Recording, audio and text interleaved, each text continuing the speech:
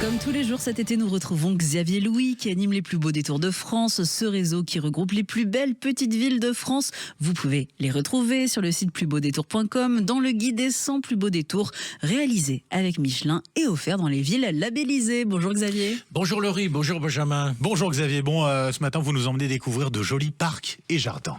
Oui, une caractéristique dans les villes touristiques et dans les plus beaux détours en particulier, c'est d'être des villes fleuries. Oui. Et je dois dire qu'on a d'ailleurs presque un record. Vous savez, il y a un concours national des villes et villages fleuris.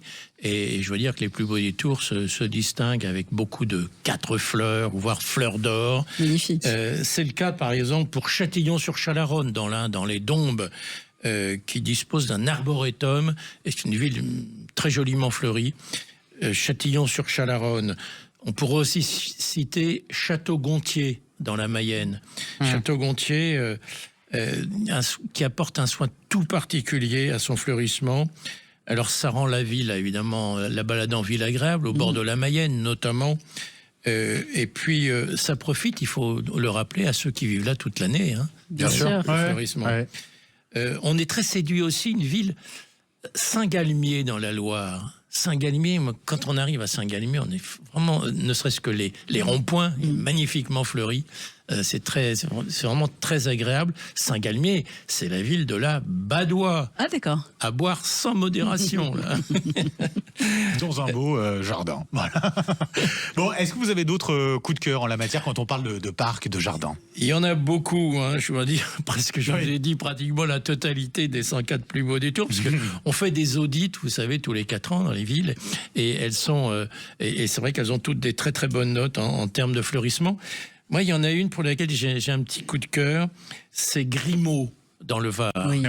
Grimaud, là, vraiment, se balader dans Grimaud, et notamment, je vous conseille d'aller monter jusqu'à la mairie, juste d'être devant la mairie, vous avez une petite esplanade, et là, vous avez une vue sur le golfe de Saint-Tropez, qui est exceptionnel. Grimaud dans le Var. Bon, si on va dans le nord de la France, est-ce qu'on a des conseils aussi, des découvertes à faire? Oui, alors évidemment, encore que l'Alsace est une belle exception, mais c'est vrai que c'est moins facile. Le climat est pas le même. On parlait de Grimaud, donc c'est pas les mêmes espèces qu'on va retrouver. Mais il y a une ville qu'il faut citer parce qu'il fait pas mal d'efforts, c'est Pontarlier. Dans le Doubs. Dans le Doubs, Pontarlier, capitale de l'absinthe, on en avait parlé pour les fromages. Pontarlier qui va recevoir l'avant-dernière étape du Tour de France le 26 juillet, la semaine prochaine.